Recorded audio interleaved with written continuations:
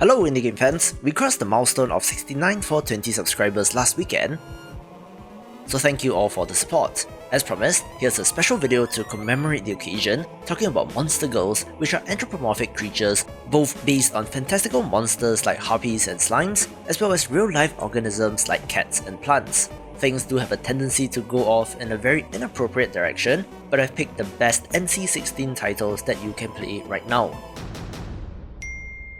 Let's begin with Wings of V, a precision action platformer that has to be one of the most challenging games in existence, coming to us from the developer of the unfair platformer I Wanna Be the Boshi. It's a battle of heaven and hell, where you play as the angel V, having to defeat the demon lord, adventuring through a variety of environments in order to do so. The platforming is pretty neat, having a fluttering or gliding mechanic in addition to your regular jump, which has to be mastered in order to beat the game. It's deceptively difficult despite the cutesy look, where the challenge alone makes it of interest to fans of the genre.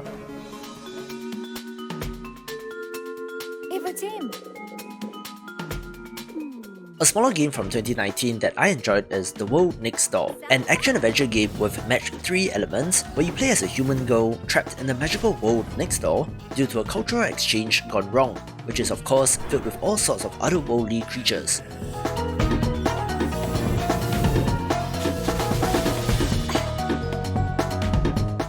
Work together with your newfound friends in order to get home, where there's an interesting match 3 element in the combat sections.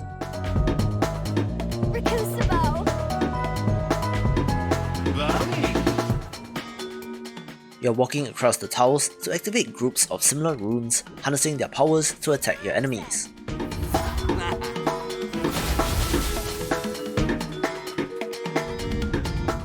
The art and character design is wonderful and diverse, where we do have all sorts of monsters from demons to harpies and more, and does also have visual novel elements and choices to make.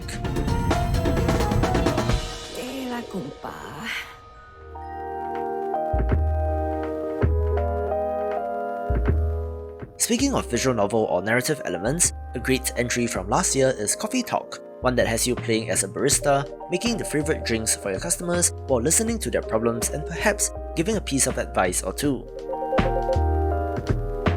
It's set in an alternate fantasy version of Seattle in 2020, where everything from elves, orcs, mermaids, aliens and humans live together, with deeply personal stories that do have their parallels to real human experiences. While the drink making system is fun, it is perhaps not as much of a mechanic as it was in something like Valhalla, but the characters are a delight to get to know, which is the most important part of such a game.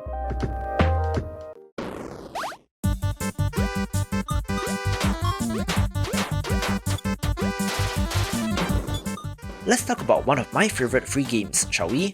Khimera Destroy All Monster Girls was an early indie game that I got into, where you play as a chimera with a giant stone fist, having to destroy all monster girls who are parts of a band of pirates in order to reclaim the stolen treasure.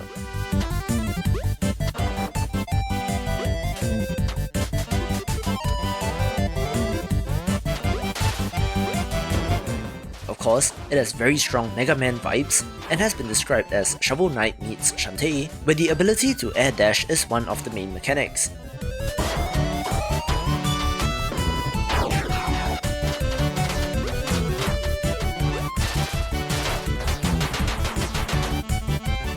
We have harpies, mimics, nagas, and even a slime pizza girl, where the most unbelievable thing about this game is that it's free, so if you have not played it, certainly give it a go.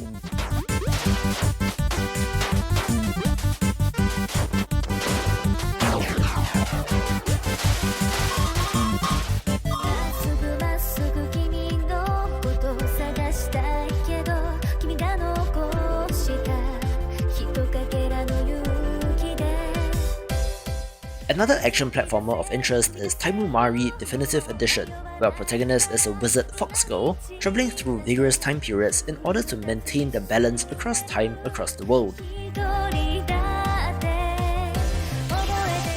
The chibi pixel art version of the character and enemies works for this game, feeling great to play due to a variety of traversal options, including a double jump, air dash, short and long-ranged attack options and more.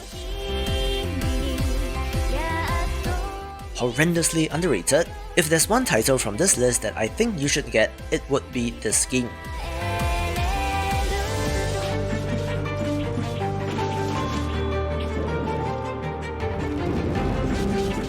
Developer Bomb Service has one of the most recognizable reputations in indie games, having made a number of fantastic Metroidvanias, but their latest title, Minoria, was met with a mixed reception.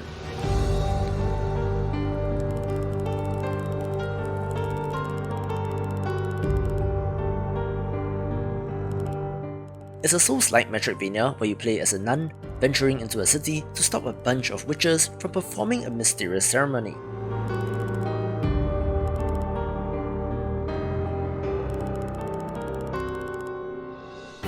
While there are but a handful of monster girls in this, the overall aesthetic and vibe is impressive, if a little different from the developer's usual work, but still worth a play in my opinion.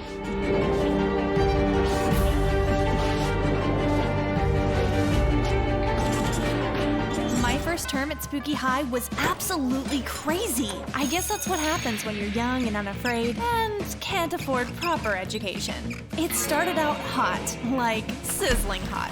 Then it got kind of heavy. One of the most popular multiplayer choose-your-own adventure games is Monster Prom, where you're trying to get a date to prom in 3 weeks, with a bunch of dialogue choices to make and a whole host of characters to pursue with multiple endings. Post-launch, the developers have had free updates themed around summer and Halloween, a paid DLC titled Second Term with even more monsters, and there's even a sequel which released last year, but the original is certainly worth a play. It's just me, but I think we're in for something awesome.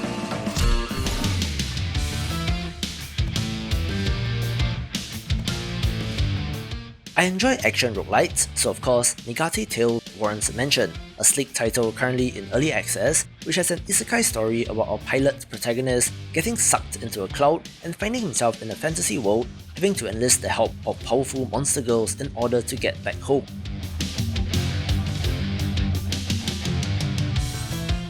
While the best in class still remains Hades as of recording, this is similar, only you're calling upon monster girls instead of Greek gods for their powers.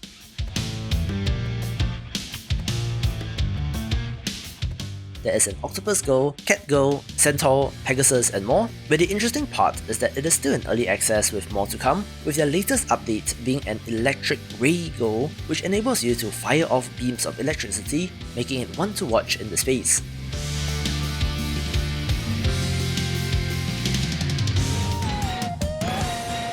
Rise and shine, don't wanna work, I'd rather play.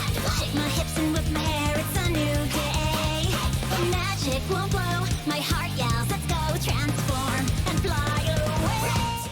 One of the most notable Monster Girl series has to be Shantae, where our protagonist is a half-genie hero, where she herself is able to transform into a variety of different animals, with a supporting cast including the zombie girl Rotitops, where the latest entry, Shantae and the 7 Sirens, has even more of these as the bosses in this game.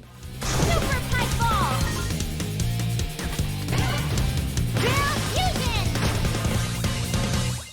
Theoretically, these are all variants of Sirens or Mermaids, but thus fuse more than one Monster Girl concept together, including the Tube Worm and Water Lily Sirens for example, the former having more Hydra-like features and the latter combining with the Plant Girl design. Rise and shine, don't wanna work, I'd rather play. Shake my hips and whip my hair, it's a new day. Still, for how great a series of Metroidvania games this is, it really is a no-brainer in the space. We will dance through the danger until the world is saved. Can't stop me now 'cause I'm Shantae.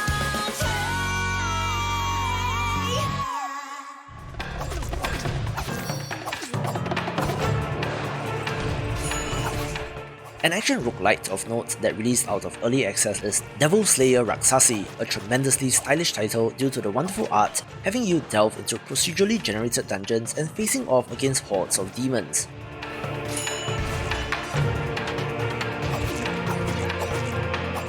While I'm not usually the biggest fan of the pure top-down perspective, this does have a stamina-based combat system, which, in combination with the variety of weapons, does make the combat feel great.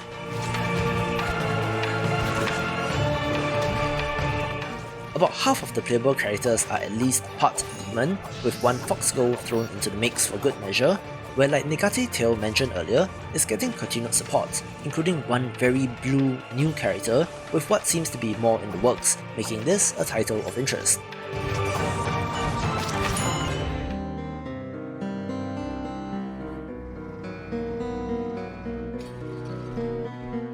The most recent entry on this list is Lost Ruins, coming to us from a South Korean developer, which does impress with the pixel art.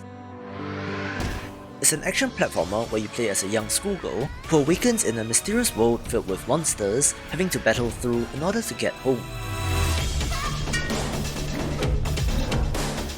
The bosses are of course the giant monster girls here, from Demon, Arachne, Slime and more, where you're able to unlock a mode to play as these girls, which makes it of interest. One thing to note is that while it isn't explicitly a Souls-like title, combat is very deliberate, where your attack animations do take some time, so it's not as straightforward a title as it seems.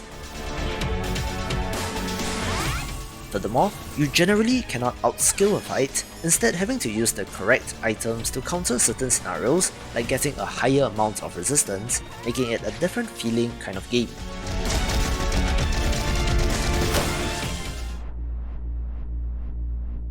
Special mention does go to Helltaker as well, the free puzzle game that took the internet by storm, where the objective in all of this is to get a harem of demon girls for yourself, having to venture into the depths of hell in order to do so. Interesting interpretations of demons like Cerberus and Lucifer which are worth a look, and the elegant design and fantastic soundtrack round off the package.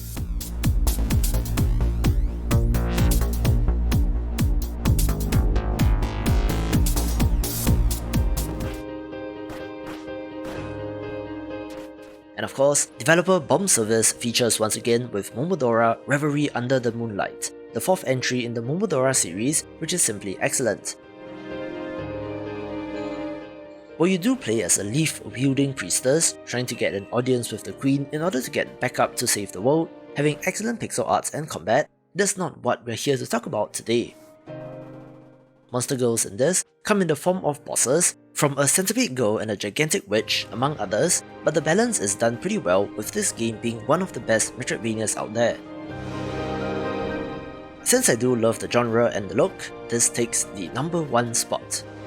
For more Metroidvania games, watch these videos and I will see you after the jump.